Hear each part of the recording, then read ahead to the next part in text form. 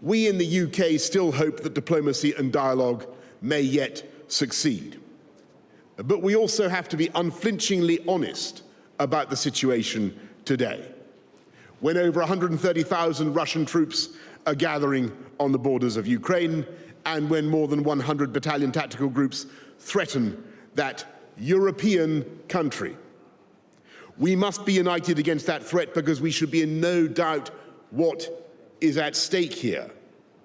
If Ukraine is invaded, and if Ukraine is overwhelmed, we will witness the destruction of a democratic state, a country that has been free for a generation, with a proud history of elections.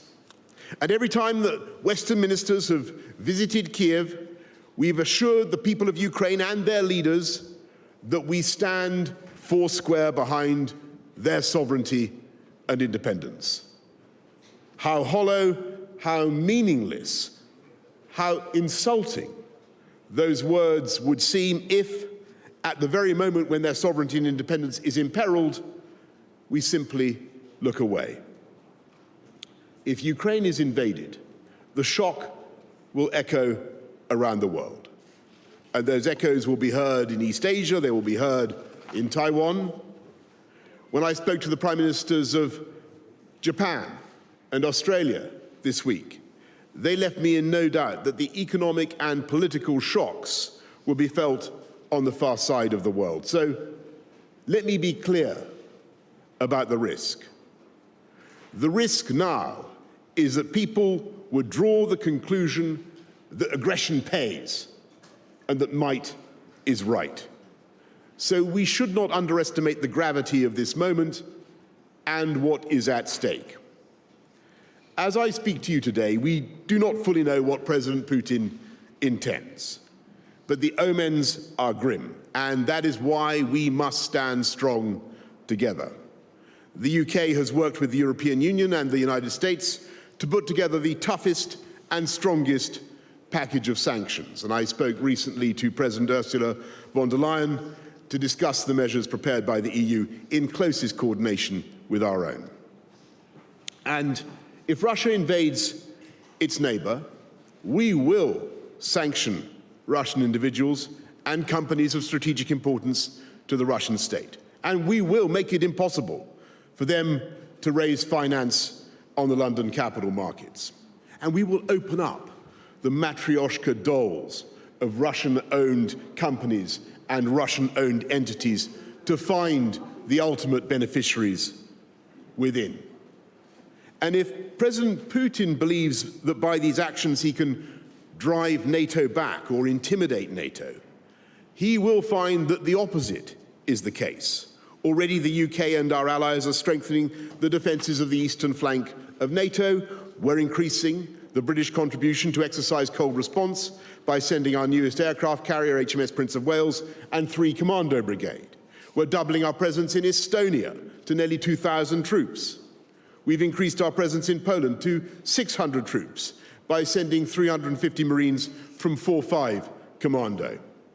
We've increased our presence in the skies over southeastern Europe with another 6 Typhoons based in Cyprus. We're sending warships to the eastern Mediterranean and the Black Sea. And I've placed another 1,000 troops on standby to respond to any humanitarian emergency, which we all fear is increasingly likely.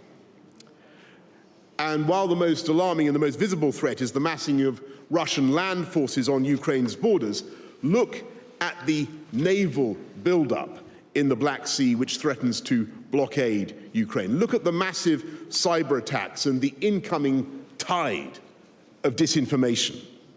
This crisis extends into every domain, which is why the UK is providing NATO with more land, sea, and air forces.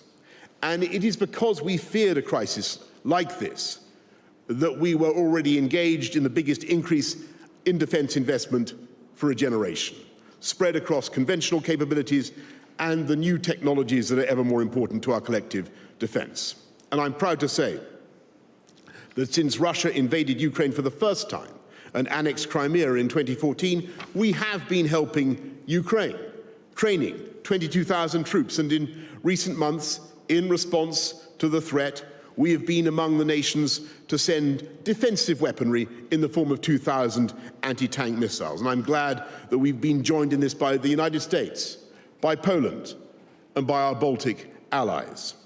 And that many other nations and the EU have, like the UK, helped to strengthen Ukraine's economy. Britain will always stand up for freedom and democracy around the world. And when I say that our commitment to European security is immovable and unconditional, our deeds show that we mean our words.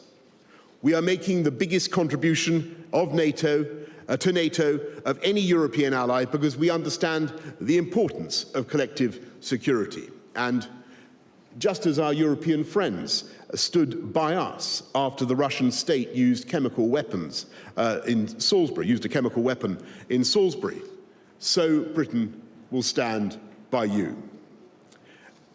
But we must accept that these measures by the UK and our allies, draconian sanctions, rinsing out dirty money, the intensification of NATO's defences, fortifying our Ukrainian friends, they may not be enough to deter Russian aggression. And it is therefore vital that we learn the lessons of 2014.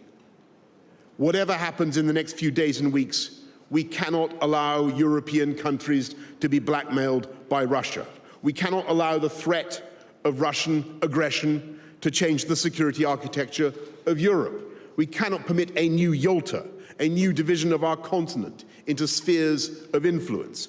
And we must now wean ourselves off dependence on Putin's oil and gas. And I understand the costs and the complexities of this effort and the fact that it is easier said than done. So I'm grateful to Chancellor Scholz's assurances about Nord Stream 2. But the lessons of the last few years and of Gazprom's obvious manipulation of European gas supply cannot be ignored. We must ensure that by making full use of alternative supplies and technology, we make Russia's threats redundant. And that will be the work of the months and years to come, as well as the necessary and overdue steps that we in the UK must take to protect our own financial system. And we now need to prepare ourselves for the Russian playbook of deception that governs every operation of this kind.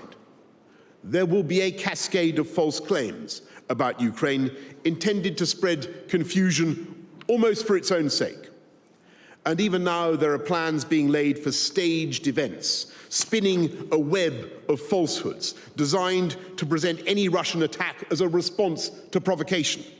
We've already witnessed a fake military withdrawal combined with staged incidents that could provide a pretext for military action. We knew this was coming. We've seen it before, and no one should be fooled. And we have to steel ourselves for the possibility of a protracted crisis, with Russia maintaining the pressure and searching for weaknesses over an extended period. And we must, together, refuse to be worn down.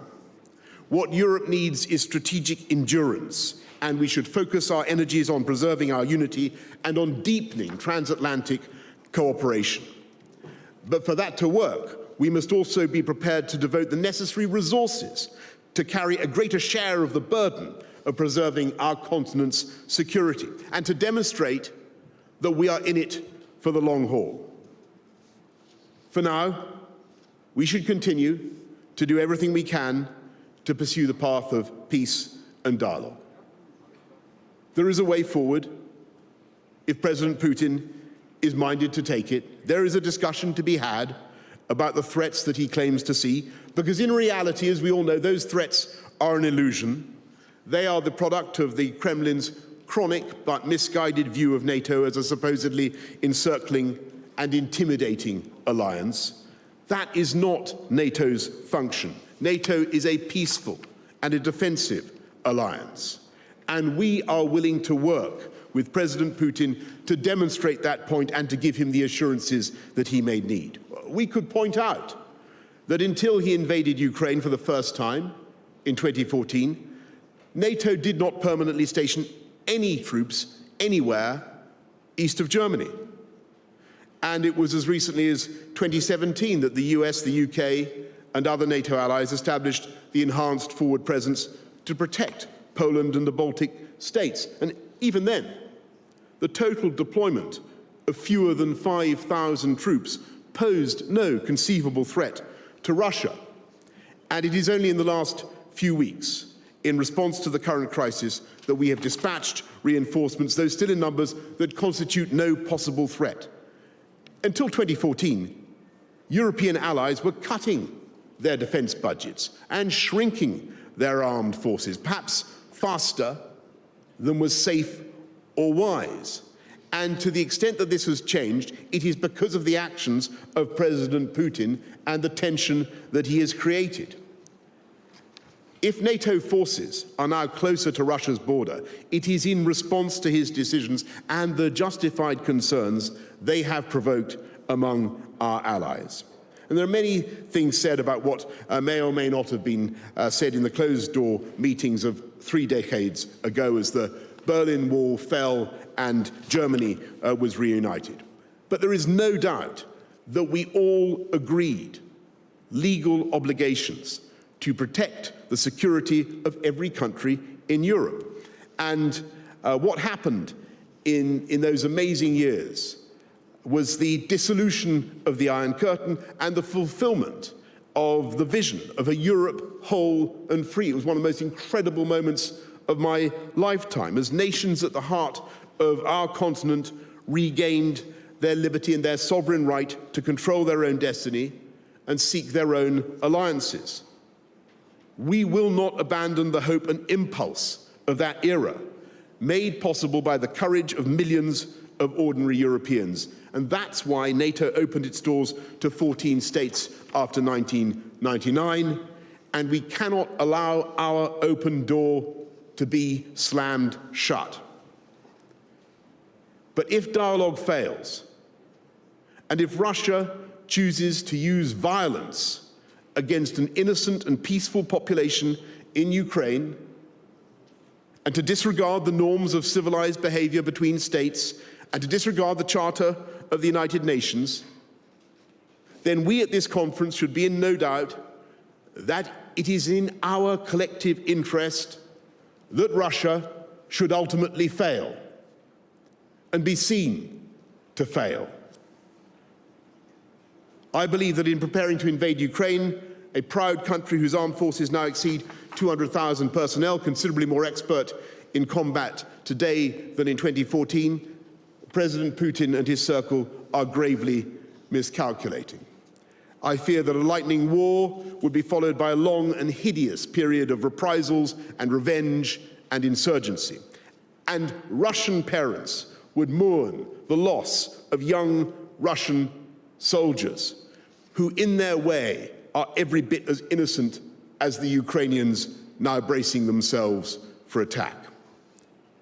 And if Ukraine is overrun by brute force, I fail to see how a country encompassing nearly 250,000 square miles, the biggest nation in Europe apart from Russia itself, could then be held down and subjugated forever. After a generation of freedom, we're now staring at a generation of bloodshed and misery. I believe that Russia would have absolutely nothing to gain from this catastrophic venture and everything to lose. And while there is still time, I urge the Kremlin to de-escalate, to disengage its forces from the frontier and to renew our dialogue. Every nation at this conference shares a vision of a secure and prosperous Europe of sovereign states, deciding their own destiny and living without fear or threat. And that vision, of course, extends to Russia, a nation whose cultural patrimony we revere and whose sacrifice in the struggle against fascism was immeasurable. Russia has as much right as any other country to live in peace and security. And we should never cease to emphasize that Russia has nothing to fear from our vision, which threatens and marginalizes no one. And as we come together in unity and resolve, we must also show wisdom and moderation, because it's precisely by that unity that we show today that we have the best chance, even now, at this 11th hour, of averting disaster and ensuring that good sense can still prevail.